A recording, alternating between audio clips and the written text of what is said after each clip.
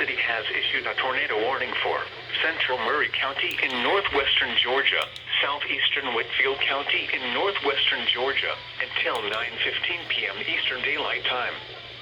At 8:49 p.m. Eastern Daylight Time, a severe thunderstorm capable of producing a tornado was located near Tilton, or near Dalton, moving northeast at 50 miles per hour.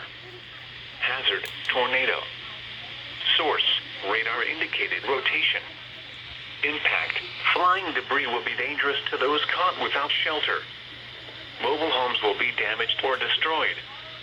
Damage to roofs, windows, and vehicles will occur.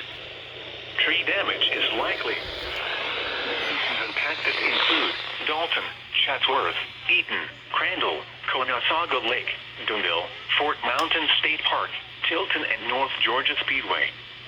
Take cover now. Move to a basement or an interior room on the lowest floor of a sturdy building. Avoid windows. If you are outdoors, in a mobile home, or in a vehicle, move to the closest substantial shelter and protect yourself from flying debris.